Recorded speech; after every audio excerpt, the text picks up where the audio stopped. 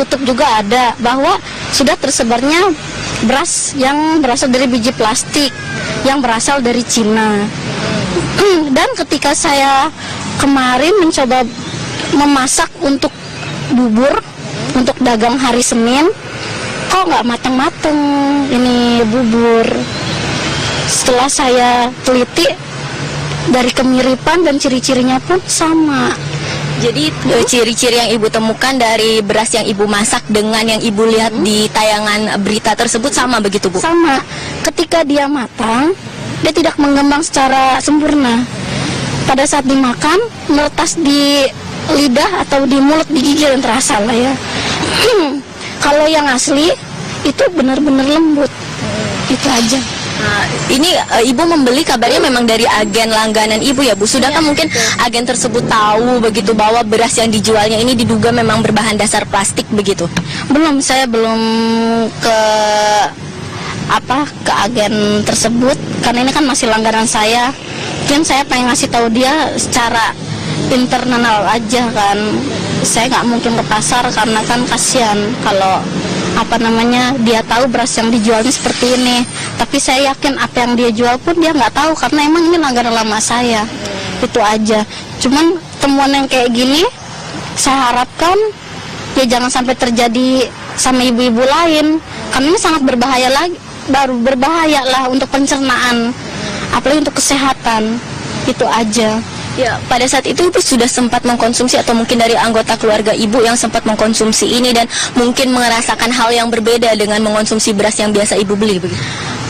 Pernah, kemarin adik saya sempat makan beberapa sendok, tapi dia sempat ngeluh kok rasanya lain ya di mulut. Terus pada saat dia setelah makan itu kok agak perih ya perutnya ya, kata saya udah jangan dimakan lagi. Akhirnya saya ganti dengan beras yang baru.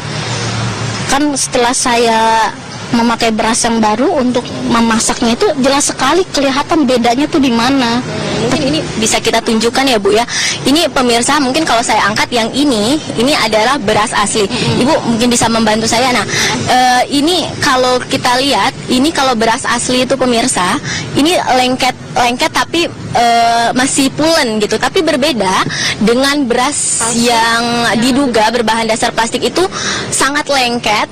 Dan jika kita biarkan lama-kelamaan di tangan kita akan membentuk putih begitu, semacam bekas dari yang diduga berbahan sintetis. Dan jika misalkan Anda memperhatikan secara jelas, perbedaannya akan terlihat ketika beras ini dijadikan bubur. Karena yang dipegang oleh Ibu Dewi ini merupakan beras berbahan dasar sintetis yang diduga. Nah, ini bisa dilihat pemirsa.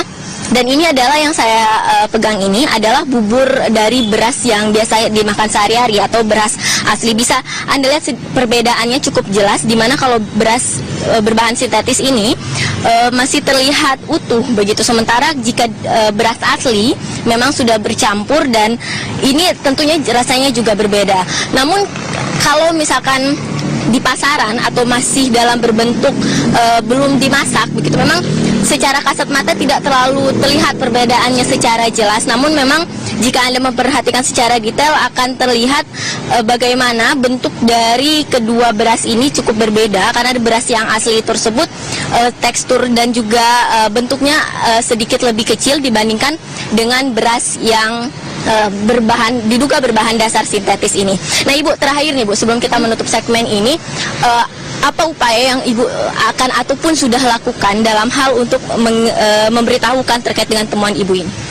Kemarin saya sudah coba email ke BPOM, tapi sampai saat ini belum ada tanggapan dari pihak tersebut. Kemarin saya juga sudah mencoba menghubungi pihak terkait seperti siaran Dakta Radio. Ya, alhamdulillah udah langsung cepet di follow up, dan sampai saat ini mungkin hari ini pihak BPOM akan datang ke kita untuk lihat sampelnya.